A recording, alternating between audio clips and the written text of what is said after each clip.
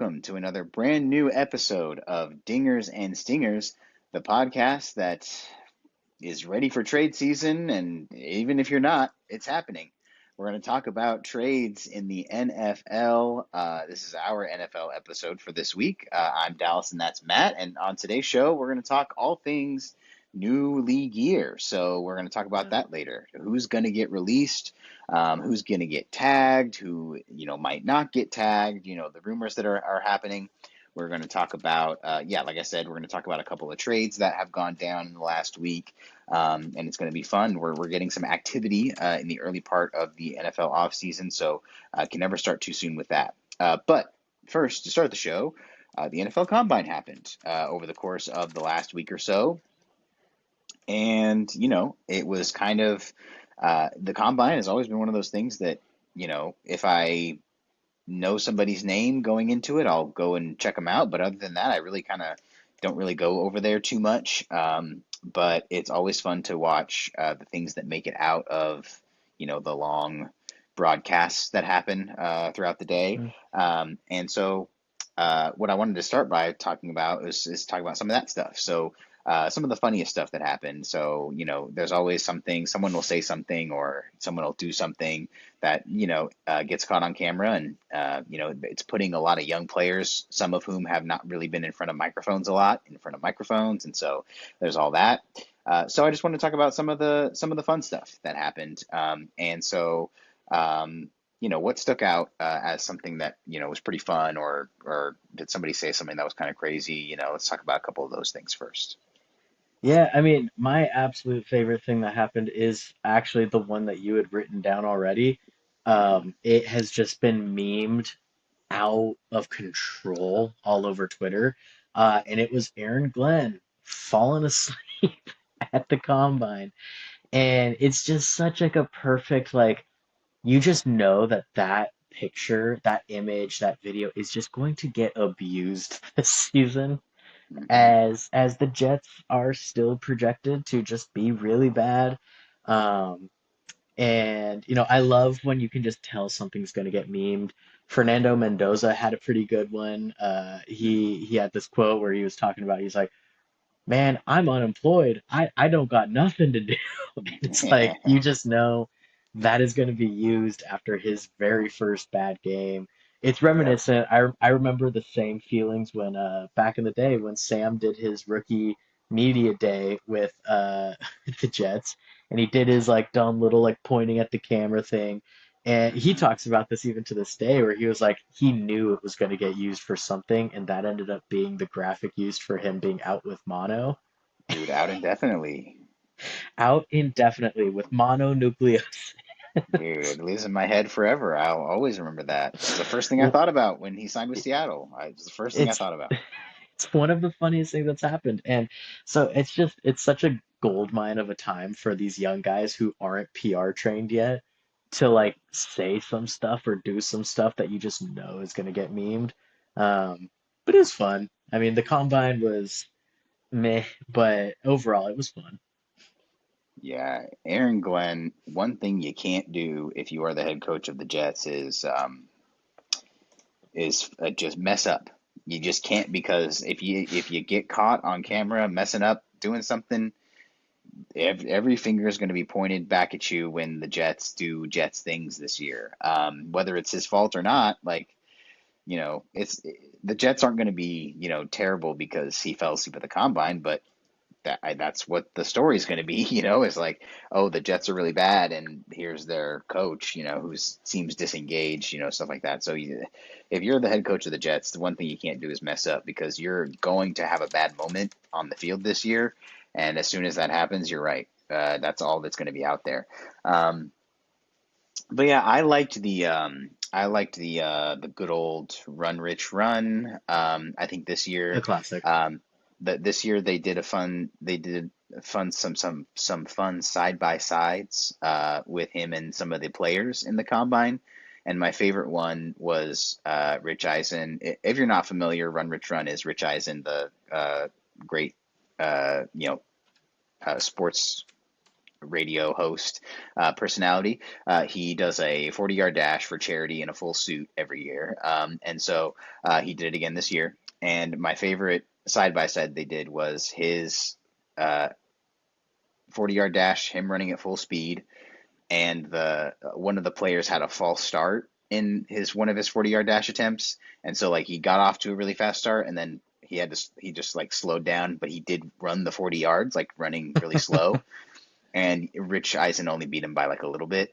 And so it's just one of those things that I like to see side by. If you haven't seen it, look it up. It's very funny to watch. He's just, yeah, it's an athlete who's just like not even moving that fast at all. And then Rich Eisen running at full speed, and he only barely beats him to the 40-yard line. So it was very funny to watch. So that was my favorite thing. Yeah, all kinds of good stuff. I mean, my my low key favorite thing is that everyone wanted to talk to Mike McDonald and John Schneider, so they got a bunch of airtime. So it was always great to see, they popped up on every broadcast, and everybody's shows who were there, they were on it at some point. And everyone wants to, pick their brain about how they did it. How did John Schneider build another Super Bowl team? And they want to talk to Mike McDonald about how he manages everybody. So it was cool to see those guys get a ton of attention. It's very fun. Um, okay, but last thing on the combine here, did anyone make it to you?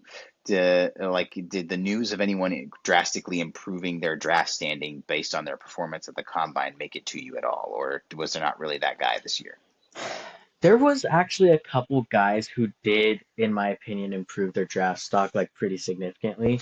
One of which was a name who we shouldn't have relied on the combine to do this for him.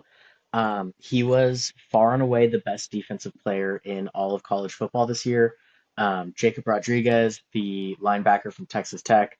Um, his whole thing was that he was an undersized, not a super great athlete, all these things. Well, he came to the combine, he measured taller, bigger, longer than anyone projected.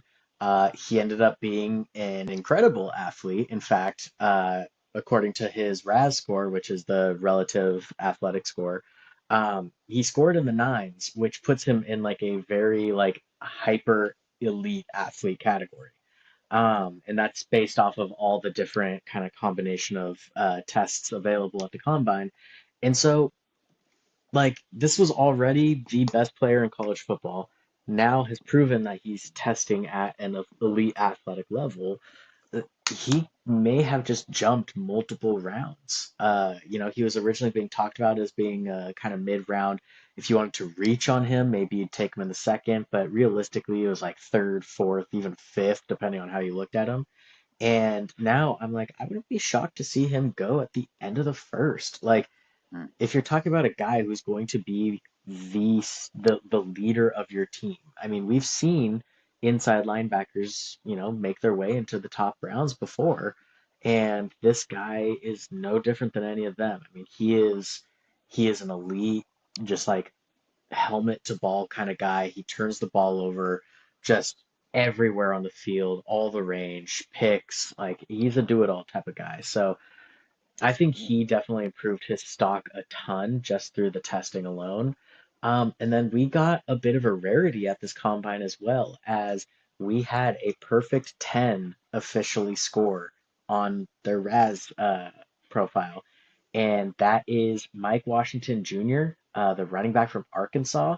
It's crazy because there's two offensive players from Arkansas who scored in the top five for RAS. Mike Washington, who scored a perfect 10, meaning at the running back position, technically no one has profiled more athletic for his similar size and build. Most athletic ever, which is crazy. And then Talon Green, their quarterback, scored a 9.99. And you Hmm. would just never believe that Arkansas, I don't know that they like really won any game that wasn't like a playing some D2 school. They had a terrible season, but boy howdy can these dudes run. Um, but yeah, I mean, it's always cool to see a perfect 10. Perfect 10s are typically reserved for like the Calvin Johnsons of the world. Hmm. Um, And so it's cool to see some of these. We actually this year had a lot of really high scores. We had four guys tie for second place with a 9.99. Wow. So in terms of the actual testing that was done this year, we've got some pretty elite athletes coming up. Yeah, I think this draft class has potential to surprise people maybe in the kind of players that it can produce, and especially when some of these guys are going to go. I think we'll be talking about in a couple of years, like some steals maybe, or some underrated guys who were underrated at the time who make a splash. But speaking of guys who are going to make a splash, we have had some trades that have happened. Some teams have made some splashes, and hopefully for some players who will, in turn, make splashes on their roster. And we are going to start with probably the biggest of them, although these all involve some names for sure. But it was the blockbuster because of the picks involved, because of the players involved. The Rams of Los Angeles, heard of them. They traded one of their first round picks this year, the one belonging to the team that went to the NFC Championship game, so the 29th overall pick, a fifth round pick, a sixth round pick, and a 2027 seventh round pick to the Chiefs for All Pro cornerback Trent McDuffie. So the Rams kind of address a need there. The Chiefs, they get another spot in the first round, potentially, do whatever they want with that. But, Kansas City trying to make some things happen. So first up, we've got a Rams fan here. So how do we like the trade for the Rams? Yeah, I mean, on the surface, right, his numbers are really solid. There's nothing that absolutely like boggles the mind when you look at them. But as you dig a little bit deeper, I think there's some underlying things that really have convinced me that this is not only a good trade, but like a really great trade for the Rams. First off, being it was the 29th pick and not our 13th pick. We were Yeah. able to give up that pick knowing we still have a higher by 16 slots first round pick. The fifth, sixth, and seventh are all kind of throwaways, and not throwaways, but like when you're talking about getting like star players, they're kind of just throw-ins to make the value at least feel a little bit better for Kansas City here. But the main, meat of the trade was that first round pick. But Trent McDuffie is a really versatile defensive back. He plays inside, he plays outside. He's performed well at both. The Rams are potentially going to be looking to use him in our star position, similarly to how we used Jalen Ramsey back in the day. Quentin Lake, as of late, has been that guy for us, but Quentin Lake would be able to move back into a more traditional safety role and kind of be the captain of the defense that he is. So I think there's a lot of versatility here that works really well with that. One of the things that I loved is that kind of, me and my dad talk about this all the time, but first and foremost in football, you got to win your division. That's the first step is you always got to be looking, how do you beat the guys in your division? And for a while it was the offenses that McVay and Shanahan brought over were these dynamic offenses, and that was the way that they were going to run this division. Was McVay has his elite play action and kind of just like passing game concepts. Shanahan brought over that run game and then traded for McCaffrey and really took it to that new level. And then most recently, obviously, Mike McDonald comes over and brings in the defense that is meant to counteract those offenses. And he did it seamlessly and perfectly by year two, which resulted in not just a divisional win, but a Super Bowl win. Um, all that to be said, what was the biggest issue we had when we were playing the Seahawks this year? It was Jackson Smith-Njigba. It was the fact that it didn't matter where he lined up, our DBs couldn't cover him. It didn't matter about if he was in the slot. It didn't matter if he was outside. He was used everywhere, and he was beating us everywhere. And it was infuriating, to be honest, because we knew that's where the ball was going anytime it was passed more than like 3 yards past the line of scrimmage. It was a ball to Jackson Smith-Njigba and like one to Rashid Shaheed. And what Trent McDuffie gives us is someone who has inside outside versatility and can match up against the type of player Jackson Smith-Njigba is. If you look at his stats, Trent McDuffie's never given up 100 yards to a receiver before. And so you start to think, in these matchups, if we're going to start seeing a true, like, follow him around the field and let Quentin Lake roll as a star to the other side, there could be some really fun and exciting matchups between JSN and Trent McDuffie this year. Um, and, I saw another thing, which StatCast and all this stuff is creating the craziest analytics I've ever seen for football. But Trent McDuffie was fifth place in the NFL last year for time spent in tight coverage, which is 1 yard or less of separation. He spent like 18 minutes in tight coverage last year, which is cool, I guess. Mhm. But I'm really curious to see, like Trent McDuffie's been touted as this elite DB. How's he going to fare against a guy like JSN? Um, I think it's funny too. Trent, like, there's so many things about this trade that I think are fun. Um, even dating back to the Marcus Peters trade, both of them are two-time All Pros. Both of them are the exact same age. Both of them wore number 22 for the Chiefs. Both of them played for Washington. We traded similar capital for both of them. Um, and so it's curious because the year we traded for Marcus Peters is the year we went to a Super Bowl. So, could we see a repeat of that? And you think about all the backstory stuff. Trent McDuffie is a Southern California kid. He went to modern day St. John Bosco. He was high school teammates with Quentin Lake in high school. He was college teammates with Puka at Washington. Like, there's just all these connections. So I love this, man. Like, I really do think that this is just a home run for the Rams. And really, of all the big trades that Les Snead has ever pulled off, he's only ever had one miss, and that miss was probably Sammy Watkins. And Sammy Watkins was not bad for us. He just wasn't the superstar we wanted him to be. But outside of that, when Les Snead makes a big time trade, they seem to have kind of an automatic hit record. So I'm real curious to see, with Trent McDuffie, does he just slot right in and is automatically all pro caliber DB? One can hope, and we'll see. Yeah, when I saw it, I mean, it rang familiar to me. Like these guys, these Rams, they like to go outside of the organization for their corners, for their impact Hmm. corners. They've done it with Marcus Peters, they've done it with Jalen Ramsey, now they've done it with Trent McDuffie. It's all part of the thing that we've seen them do, Keep to and leave it's back in the day.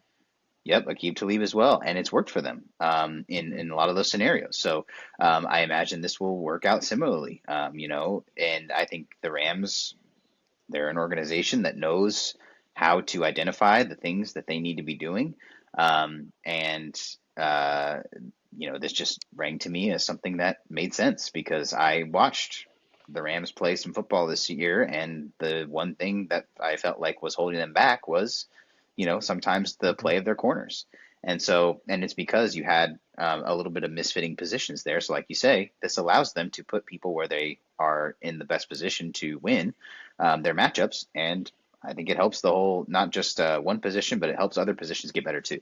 So, Yeah. yeah, totally. And then, so what do we think the Chiefs have planned for this first round pick they have now? This additional first round pick here, going to go get more mid rounds with it, or do they have a player? Do you think they like?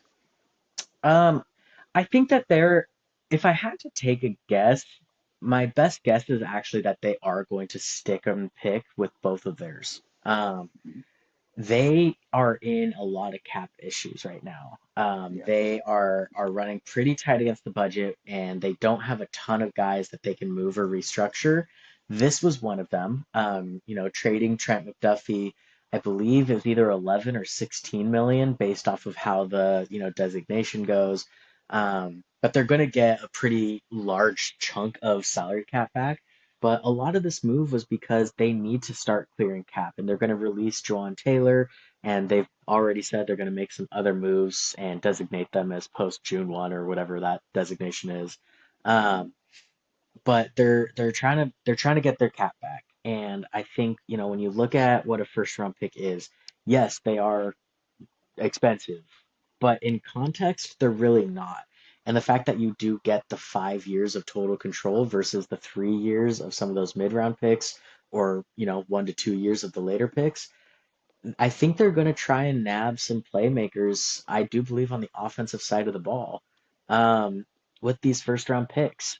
And we're going to see, could that be Jeremiah Love is being talked about as potentially being, trend breaking first round back that goes in the top five.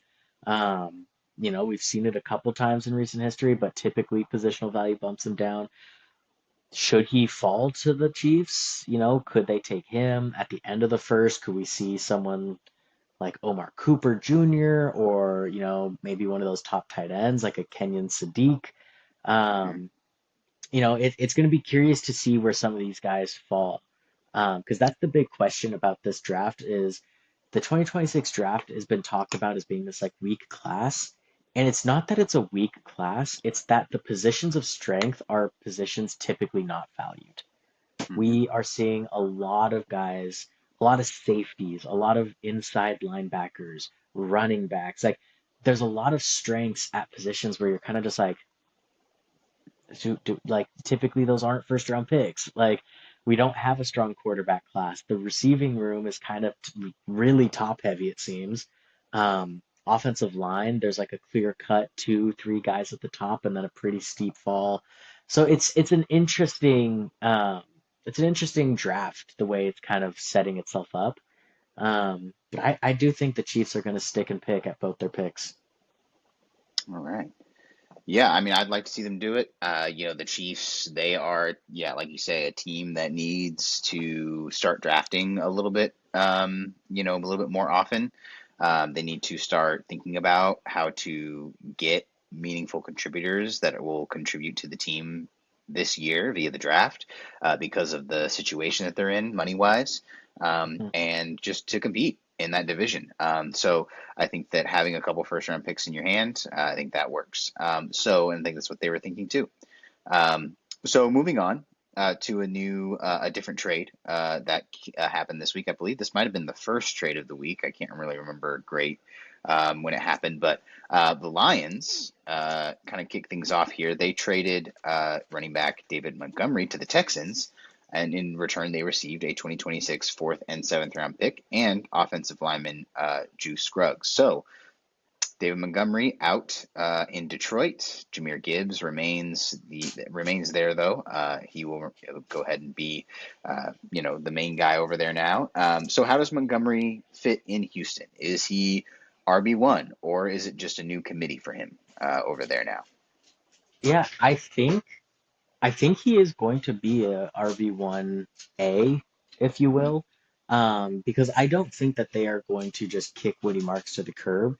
And should Joe Mixon come back in any capacity, I don't imagine them just essentially benching him either. But I do believe that he's going to be given every opportunity to be the lead back here. Um, I think Woody Marks is a solid pass catching back. He's a bit of a faster, shiftier back. He's the classic change of pace guy. But last year, he set the record for games exited with an injury. And granted, he came back every single game, but he Mhm. left the game. I believe it was like 14 games. He left and went to the locker room or the blue tent with an injury. And it's like clearly the workload for him needs to be reduced. And Nick Chubb was able to pound out like 3.9 yards per carry. But they're going to need a little bit more efficiency. And David Montgomery is someone who not only brings the efficiency, but is also one of the best backs when it comes to ball security, which, in large part was CJ Stroud towards the end of the year, but plagued the Texans as a whole down the stretch is they could not keep their hands on their ball. And so bringing in a guy who can take on that workload, who honestly is well rested over the last like 2 years, as his workload in Detroit has just decreased, I think this is a great move for him and for the Texans. Yeah, I think Detroit kind of just, you know, after the last couple of seasons have gone the way they've gone, to me, it felt like their hand was kind of forced here, right? Like Yep. taking away carries from Jahmyr Gibbs, no matter who is getting those carries, is detrimental at a certain point. He's that dude, and you need to make him the feature back there. And so they've been trending that way, even with David Montgomery on the team. But now they got a little value out of him, and nothing wrong with that.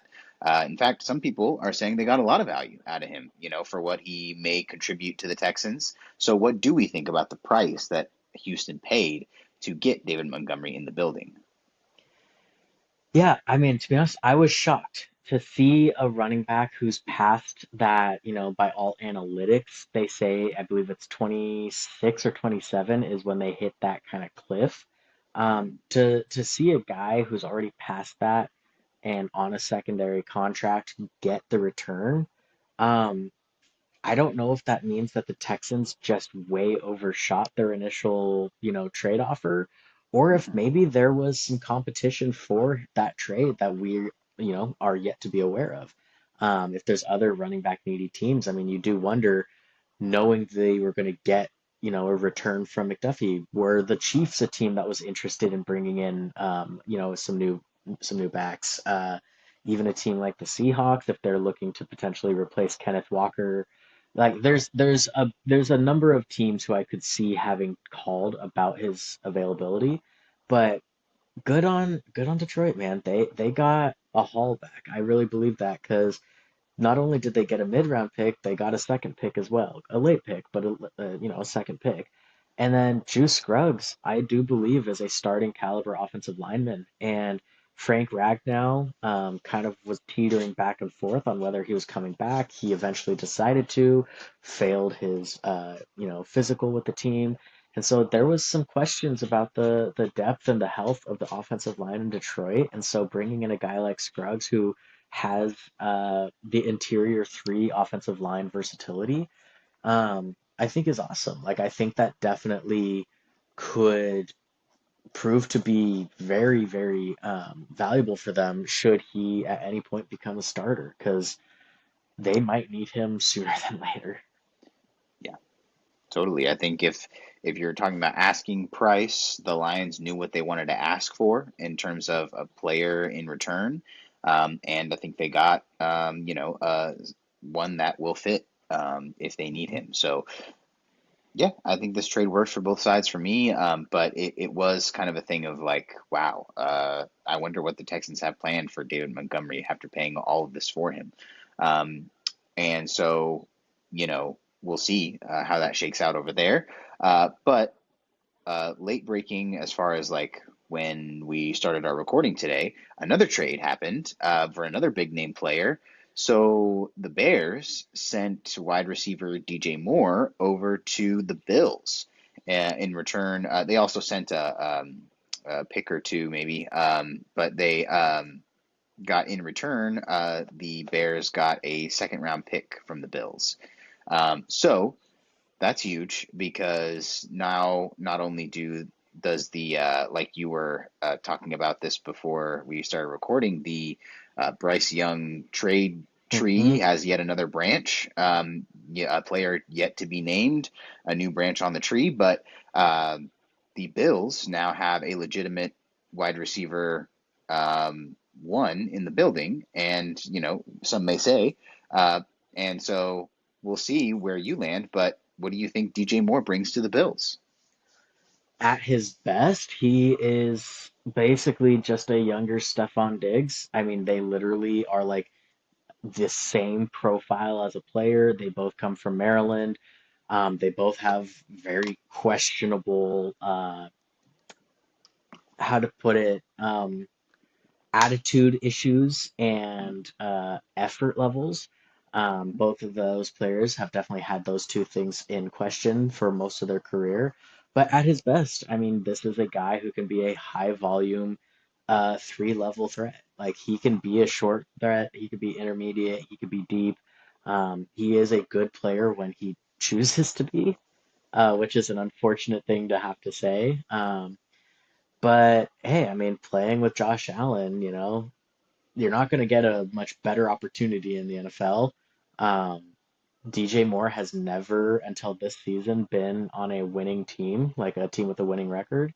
Hmm. But this year he kind of quit on his team towards the end, and you saw it. He was just jogging and walking plays and just, not really putting it out there. And I think it's because he saw like the Bears just had other better options. Yep. Um, and so, now he goes to the Bills, who are void of receiving talent. And he gets to put Josh Allen on a team that routinely wins. So I think change of scenery could be great for him, but at the same time, there is just such a risk to bringing in a guy who's going to get paid as much as he is, on top of you just don't know what the effort level is going to be. Um, but I think that this does benefit both teams. I would say this is another win-win situation because the Bills needed more than anything to fill their receiver room with viable pass catchers. And DJ Moore is absolutely more than that. Like he is a good pass catcher. And then the Bears, they get to open up space where now they're going to have Roma Dunze and Luther Burden as their two receivers. They're going to run a lot of two tight end looks with uh, Colson Loveland and gosh, who's the other guy? It's not Cole Kmet. Is it? It might still be. Is Cole Kmet Bears? Yes, he definitely plays for the So, Bears. okay, Yeah, I did last So year, I then, think. so then it's Colston Loveland and Cole Kmet, and so they're going to still be able to operate with two really good tight ends. They've got two really good receivers. They're still rolling out there with Kyle Monungai, DeAndre Swift. They've got a good situation there. And that second round pick, I mean, not to jump the gun on something, we'll talk about it a little later, but the Bears did have a player, abruptly retire this offseason. And so, with an additional second round pick like that, they're definitely in position to pick the top, if not one of the top players at that position. So I think that this really is a great setup for the Bears, and Ben Johnson and company are just kind of cooking so far with this young tenure. Yeah, definitely on brand for Ben Johnson team to sort of, take guys who are not with the program and ship them out as soon as they can. And so, Mhm. why not get a little something in return as well? And, with a guy like DJ Moore, you can ask for stuff like a second round pick because he has put on the field at least that he is worth something like that if he's playing his best. So, you hinted at it. So let's just roll right into it because our next topic is going to be, we got the new league year coming up here, and so their teams are letting go of who they are going to be releasing, who they plan to franchise tag, things like that. And also players are having to make decisions about if they're going to walk away from the sport. And so let's just roll right into this one here, since we're already talking about the Bears. This is Pro Bowl center Drew Dahlman, who the Bears Mhm. um, signed after he started his career with the Falcons. He retires at 27, so kind of the latest in the line of some young offensive linemen who have retired early or have had their career cut short from an injury or things like that. But you know, this is pretty shocking. How does this strike you for the Bears? What kind of situation does this put the Bears in from that offensive perspective and on the offensive line? Yeah, I mean, Ben Johnson is a guy who builds his offensive lines from the inside out. And we saw that when he took over the Bears, where his first three moves that he made as head coach of the Bears was to sign uh, Drew Dahlman in free agency. That was his priority signing, and he did it, one of the best run blocking centers in the NFL. And then he traded for Jonah Jackson, who last played well and started in Detroit for Ben Johnson, and then Joe Thuney as well from the Chiefs. And it did wonders. I mean, we saw the night and day difference that this offense had last year to this year. And that was without investing heavily on offensive tackles. They ran with the tackles that they previously had on the roster. And so it's, or I think one of their offensive tackles was like a third round pick. But like it's not guys who were these premier picks or big acquisitions. They just kind of rolled with who they had, and it shows like the value of that interior of the offensive line for the Bears. And so this is a big deal. I don't want this to be understated of like this will impact the offensive production for the Bears, not only because Drew Dahlman is one of the best run blocking centers in football, but also because this is the guy who is the captain of the defense or the offensive line. Like this is your center. This is the guy who's making all the blocking calls. This is the guy who's calling out blitzes. This is the guy who's working in tandem with Caleb Williams to set protections. And it's one of those things for Caleb Williams, especially someone who relies a lot on his athleticism to overcome potentially not really having to call for protections. He kind of just wings it and deals. This could be really tough for him to deal with. And so, like I said, could we see them take the top center of the draft in the second round? Certainly so. Like I could definitely see them trying to do something there in the second round, but at the same time, you know, the odds that some second round center turns into Drew Dahlman, Mhm. not high particularly. Because guys, like genuinely, Drew Dahlman is probably in the NFL right now a top three center, top four center. He's really good. And so it's sad that he decided to retire early, but also, I mean, you have to imagine that there's legitimate reason. Yep. Yeah. Yeah, absolutely. And I think that the best thing that Ben Johnson knew this and knows this, but the best thing you can give a young quarterback trying to find his footing is a great center. And I remember when Russell Wilson started with Seattle, he had Max Unger, and that was, the anchor for that team. Is Max Unger, NFL wise an all time great? No, but he had a lot of experience at the position, and he knew the game, and he was able to make those kinds of calls while Russell Wilson found his footing in the league, and so that is the best thing you can give a young quarterback, and that's what they tried to give Caleb Williams many years of with Drew Dahlman, but unfortunately it didn't work out that way. Um, I'm wondering if you think that maybe we can, especially at this position, these trench positions like defensive line and offensive line, could we see this happen more in the future? Like, could guys grind out their rookie contract to a bag and then peace out after a year or two? Do you think that that could happen in the future a little bit more now that we've seen it a couple times? Yeah, yeah, I absolutely do. I mean, you have to imagine, right? Like talking about the effects of CTE, talking about the effects that playing the sport of football has on your body. We hear these horror stories and we see these guys who are more in the limelight. We see the Le'Veon Bells, the Antonio Browns. We see these guys who have these really harsh and dramatic retirements and stuff from the NFL due to these issues. You can only imagine what's happening in the trenches for these linemen. And yet, linemen are also the guys who are playing way longer on average than most positions. Like a lot of these guys play into the double digits. And so you start to wonder like what is the impact of health like mentally, physically? Are these guys going to be able to live normal lives even if they have the bag? Even if they have money, are they going to be able to live a happy life after, or are they going to be kind of haunted by the effects that football can have just because of the nature of the game? And, not to rehash something from last week, but it also begs the question, like, are people seeing what happened with Rondell Moore and starting to take seriously, like, hey, if I'm a guy who's suffered from multiple concussions, like, is this worth it for me? Like, is it worth me potentially having to fight with my mental health every day? Or can I just take the money I've already gotten, which for a lot of these guys is millions of dollars, which can be generational, and, go live with their family and be happy and try and do something else that they find that they're passionate about. Like it's sad to see good players leave. It's sad to see any players leave the league.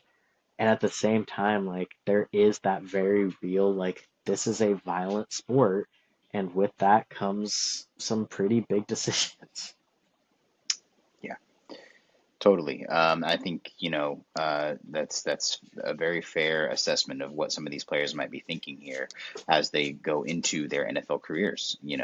Can I make it happen for myself and then, make sure to, get out while I still have, my health intact. I think that's Hmm.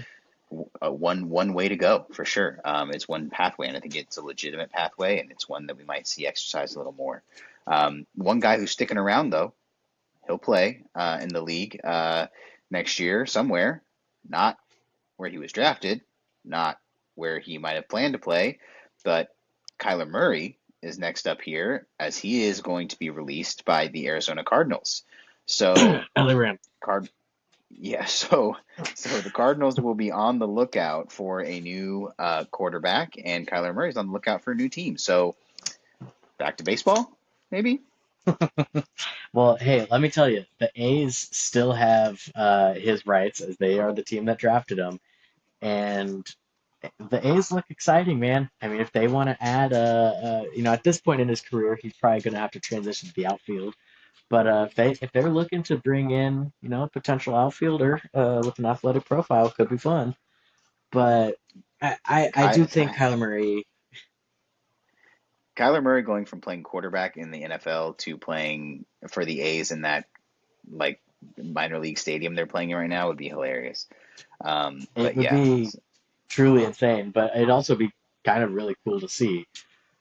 yeah. But all But that to be really, said, yeah, but really, where do we see Kyler Murray fitting this year? yeah, I think he has a decision to make.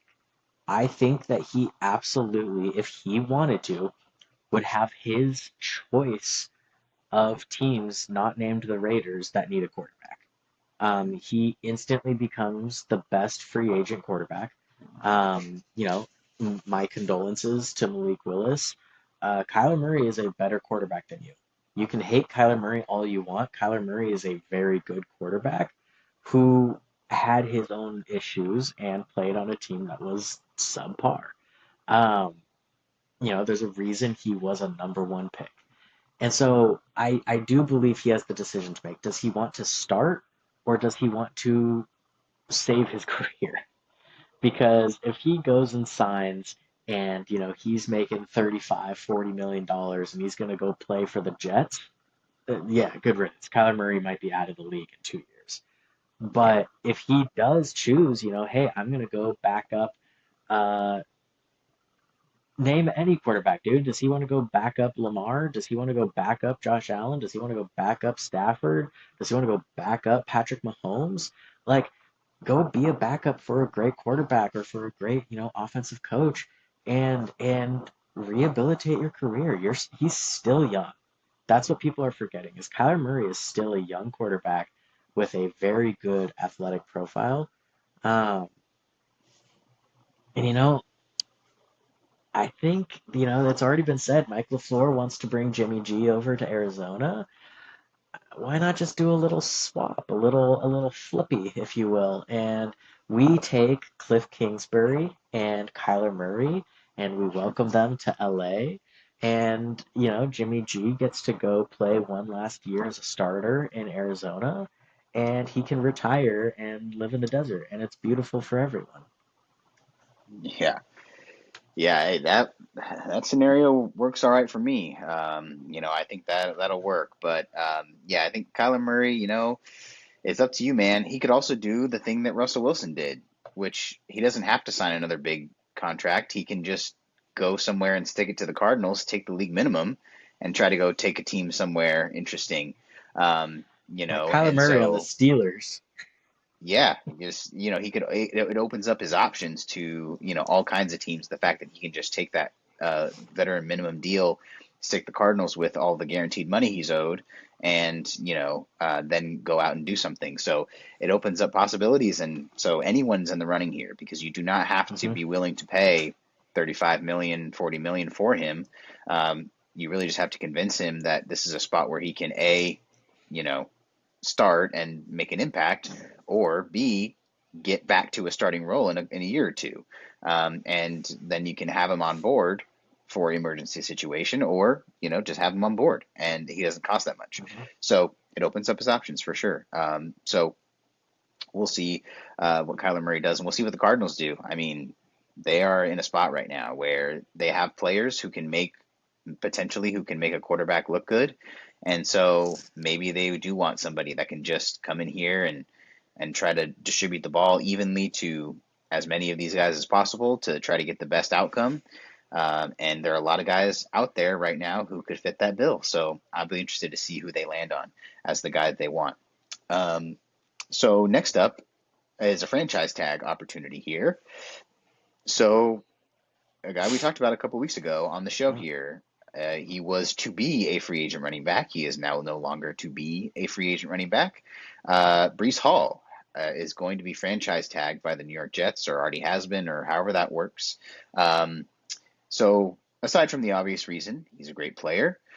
You know, what's the vision for the Jets here? Why keep him around if you're the Jets? What do you see here? I think if you're the Jets, this is just another case of not having like future, you know, a future vision. It feels like they continue to operate very short-sighted, because the league knows running backs rarely last super long. Um, Typically, their second contract is often a good running back's last real contract. Um, and so this just extends, their situation by another year. But the Jets have to understand, like, they're not that close to contention still. And they, had one of the worst historical defenses of all time, mixed with an offense that had zero consistency. And the fact that you're going to now pay, like, what is essentially top five, top 10 money to a running back on a Mhm. team that has a okay but old offensive line, no quarterback that we know of right now, no pass game really, no defense. Like, it's just a very like short-sighted view of like, oh, he's a Jet, so we're gonna make him stay a Jet. There was teams willing to pay second, third round picks this trade deadline, to bring in a running back down the stretch, and they were like, nope, nope, not trading him, even though they traded all of their players on defense away. So it's just a weird situation there. I can't honestly come up with a good reason why they keep him, aside from I guess you want to have good players on your roster, but Yeah. it's again, they have a good running back room, honestly. Like, I think people forget Braylon Allen is a pretty solid running back, and given the opportunity, I think he would also step up. But it's like you could have gotten draft capital, saved money, and been able to allocate those resources elsewhere to where the team has more needs. And so it's just another questionable decision by the Jets. Like, why give so much money to a running back on a down year? Yeah. It's just one of those things where you do scratch your head a little bit. Like, what's the plan here? What's the idea? You gotta try to make something work, and so this is a good place to start, like you say. But this is a big investment here, For a sure. big expenditure for just getting another year of the same old thing. And so it is what it is. That's the nature of the franchise tag. But yeah, there they are. There they are. The Rams themselves. But that's the nature of the franchise tag, right? Like when you choose to do that, you're choosing to pay big money for a guy Mhm. that was already on your team that you can't let go just yet, and so you have the opportunity. So that's what the Jets did. That's where Breece Hall will be. So for Breece Hall, put yourself in his shoes here. What does this year look like for him as a member of the Jets? Like, what is a when you're it'll be it's a contract year again. Mhm. Essentially is what's happening. So how do you make the most of that on the Jets if you're Breece Hall this year? If I'm being fully honest, this is one of the few times ever I will ever say that this is the move. Um, I think you hold out. I'm being so real. I think you don't sign that franchise tag. I think you hold out and you basically say, yeah, I will void a year.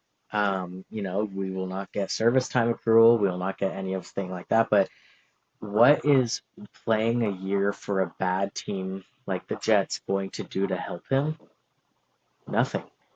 Like literally nothing. In my opinion, his value, barring him doing like a 2,000 yard season, can't really improve that much in terms of how he's perceived. Like, Yeah. I feel like the national media, fans, and most likely teams alike all see him as what he is, which is a home run threat, dual threat, legitimate RB1 workhorse type back. But all that playing this year does is basically give him some more money and put a lot more mileage on his body. Like, what's the point of taking 400 touches for the Jets this year if you could hold out and potentially force a trade? Like if you hold out and you tell the Jets, like, I'm not playing for you guys anymore, maybe the Jets are forced to finally trade you. They can get potentially a third or fourth round pick out of it since they kind of lose their leverage. But like they get a pick out of it, a team that actually values the player but also might be a better chance to win gets a great player.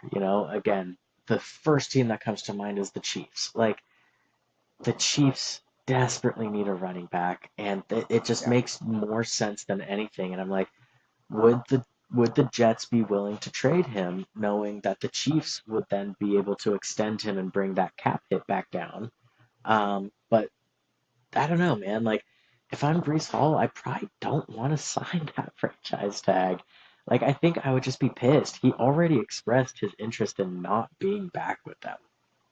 And so for them to go through this hassle, be shopping him at back-to-back trade deadlines for no trades to happen, and then now franchise tag him, it's just like, dude, it's adding insult to injury on a player that does not want to be there. Yeah.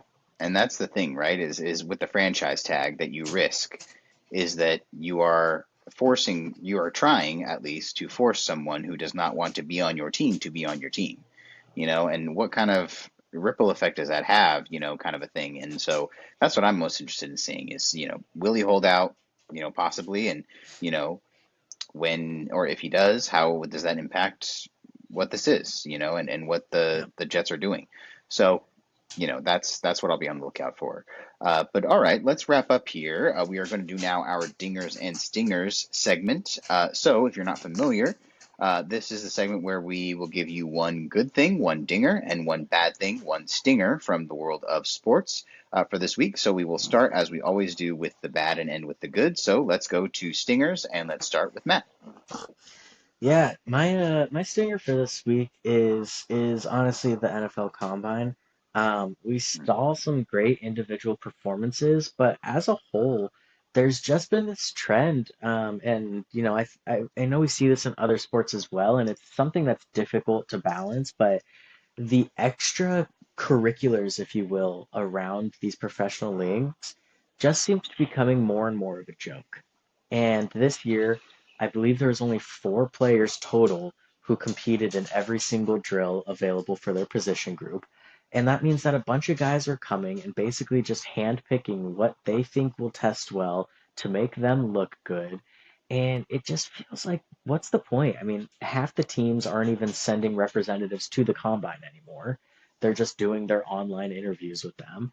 And so I'm like, something's got to change. The combine either needs to be like, if you're going to be there, you compete in every drill.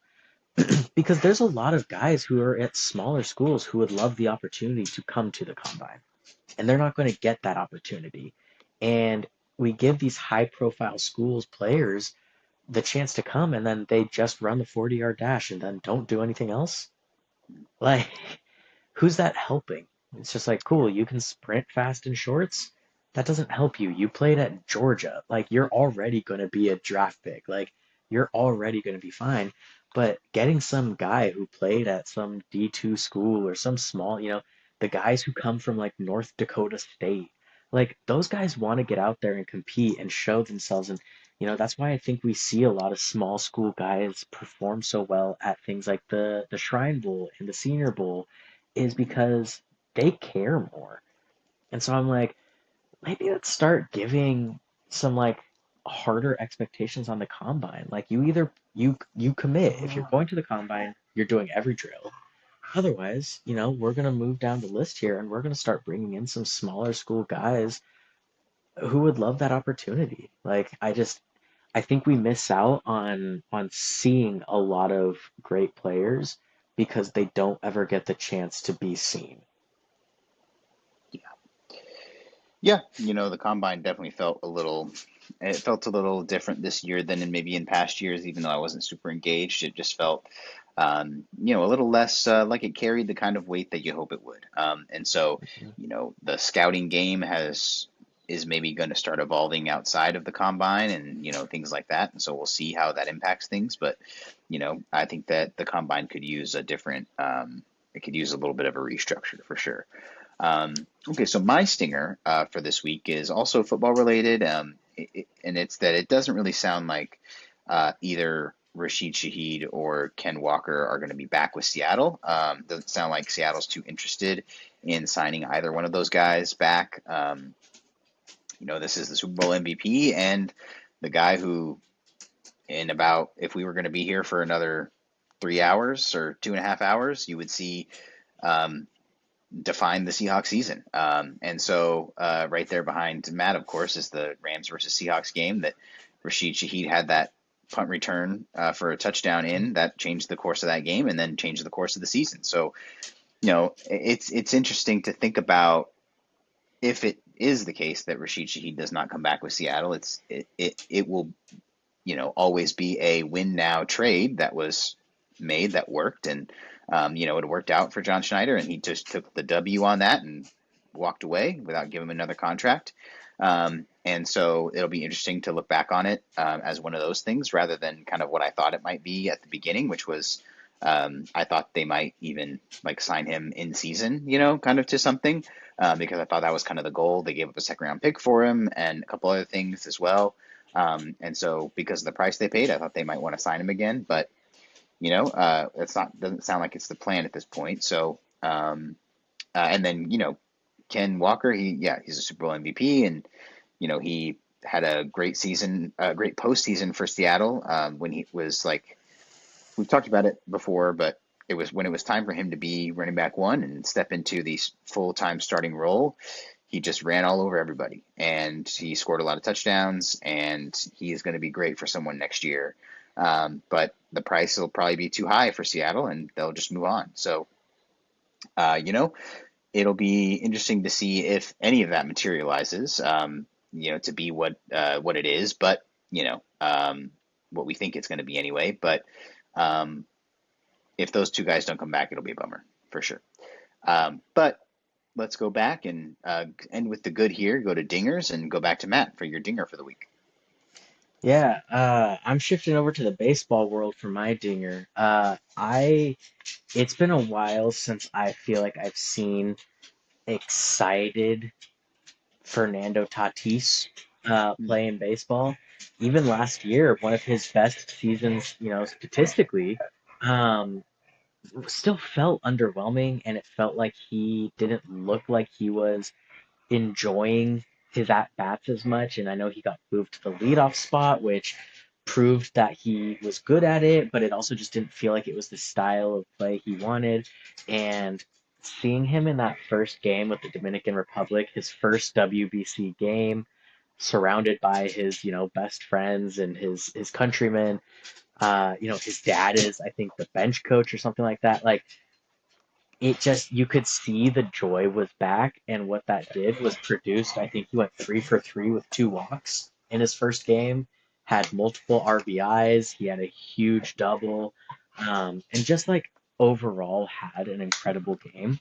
Um, and yeah, so it's just I'm excited to see that Tatis is kind of looking back to himself and back to being hopefully one of the most electric players in baseball because I really do believe even more so than Manny Machado. Manny Machado represents the Padres floor and how high our floor is.